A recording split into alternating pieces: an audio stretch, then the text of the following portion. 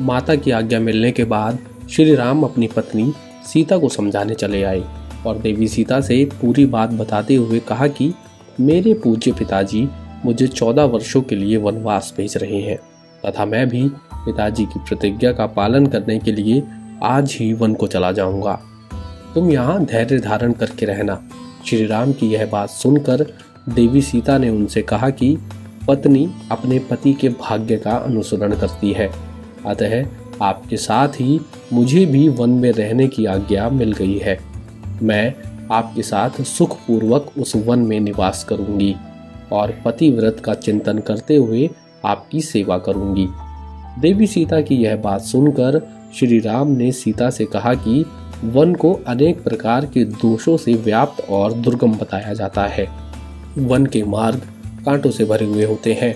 One में दुख ही दुख होता है। वहां जाकर तुम शय कुशल नहीं रह सकती, इसलिए तुम्हारा वन जाना ठीक नहीं। भगवान श्री राम की यह बात सुनकर देवी सीता ने कहा कि कोई भी पतिव्रता स्त्री अपने पति से वियोग होने पर जीवित नहीं रह सकती है।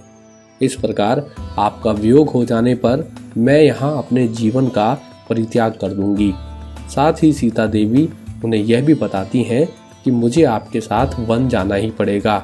यह मुझे पहले से पता था, क्योंकि अपने घर पर मैं यह बात एक ब्राह्मण के मुख से सुन चुकी हूँ कि मुझे एक ना एक दिन वन में अवश्य रहना पड़ेगा। अतः मैं सदा ही वनवास के लिए उत्साहित रहती हूँ। मैं आपके साथ वन चलूंगी तो उस ब्राह्मण की कही हुई बात भी सत्य हो जाएगी। अतः आप अवश्य ही मुझे साथ ले चलने की कृपा करें। देवी सीता की इतनी याचना करने के बाद भी श्री राम ने उन्हें निर्जन वन में जाने की आज्ञा नहीं दी। देवी सीता दुखी होकर श्री राम से कहती हैं, यदि आप मुझे त्याग कर वन को चले जाएंगे तो इस दुख के कारण मेरा जीवित रहना संभव नहीं है।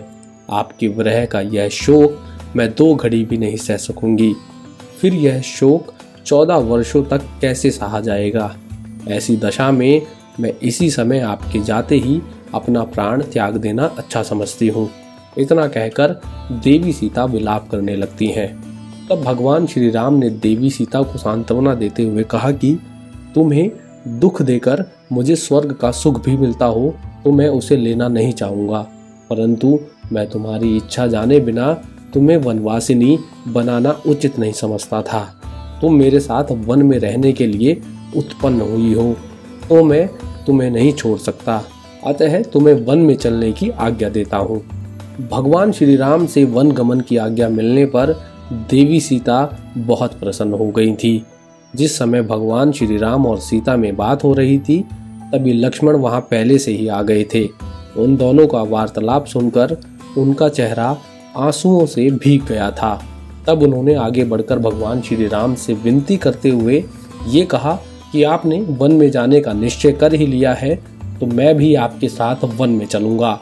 भगवान श्री राम ने लक्ष्मण को बहुत समझाया वह उनके साथ वन में ना जाएं, परंतु लक्ष्मण ने उनसे कहा कि आपने तो पहले से ही मुझे अपने साथ रहने की आज्ञा दे रखी है, फिर इस समय आप मुझे क्यों रोकते हैं। रामं नमामि राम